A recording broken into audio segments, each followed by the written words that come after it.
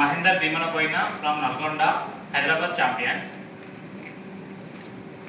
సమయం మన ఉడుకుల పరుగుల జీవితంలో మన సమయానికి ఇచ్చే విలువ ఏంటి?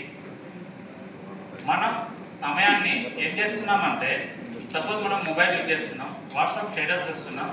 స్టేటస్ చూసినప్పుడు ఏదో లింక్ దొరుకుతుంది, ఆ లింక్ని బట్టి ఇన్స్టాగ్రామ్లోకి వెళ్తున్నాం, ఇన్స్టాగ్రామ్లో చూస్తున్నాం, ఇన్స్టాగ్రామ్ నుంచి ఫేస్బుక్కి వెళ్తున్నాం, ఫేస్బుక్ నుంచి మరో చోటుకి వెళ్తున్నాం. ఇది అంతా కూడా మనకు అవసరం లేని సమయం. అంటే మన సమయాన్ని మనమే కిల్ చేస్తున్నాం. ఎవరి కోసం? వేరే వాళ్ళ డబ్బుల కోసం వీడియోలు చేస్తుంటే వారి కోసం మనం మన సమయాన్ని వృధా చేస్తున్నాం. సో మన సమయాన్ని మన కోసం వినియోగించుకోకపోతే వేరే వాళ్ళ కోసం మన సమయాన్ని వెచ్చించాల్సి వస్తుంది. సో సమయాన్ని మనం వృధా చేసుకోకుండా మనం ఏం చేయాలి?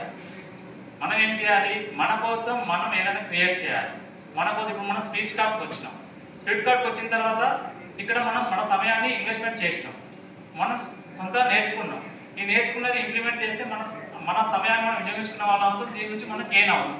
సో ఇలా మన సమయం మనం వినియోగించుకోకపోయినట్లయితే వేరే కోసం మనం మన జీవితాన్ని బలి చేయాల్సి వస్తుంది. పూర్వకాలంలో కూడా, అంటే ఈ రోజుల్లోనే ఎందుకు మన సమయాన్ని వేరే ఆటల కోసం అట్లా టైం వేస్ట్ చేస్తున్నామని కాకుండా పూర్వకాలంలో కూడా టైం వేస్ట్ చేసేవాళ్ళు, కానీ వాళ్ళు ఒక రిలేబుల్గా ఉండేటోళ్ళు. ఎక్కడ టైం వేస్ట్ చేసేవాళ్ళు? వాళ్ళు ఒక రచ్చబండ కారణం లేదా ఒక పిట్టగోడ మీద కూర్చొని ముచ్చట్లు పెట్టుకునేవాళ్ళు.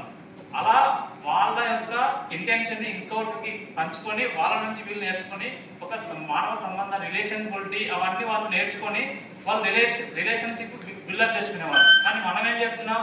మన ఇంట్లో ఉండి కూడా మన భార్య పిల్లలతో మాట్లాడలేకపోతున్నాం, మన ఫ్యామిలీ మెంబర్స్తో మాట్లాడలేకపోతున్నాం.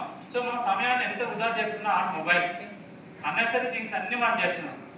మనం ఏం చేయాలంటే మన ఆ సమయాన్ని కిల్ చేయకుండా మనం ఏం చేయాలంటే మొబైల్ని అంటే మన కోసం యూజ్ చేసుకోకుండా వేరేళ్ళ కోసం మన సమయాన్ని వెచ్చించకుండా మన కోసం మనం యూజ్ చేసుకొని మన ఫ్యామిలీ కోసం మన గ్రోత్ కోసం వినియోగించుకున్నట్లయితే సక్సెస్ అవుతామని కోరుకుంటున్నాం. Thank you so much.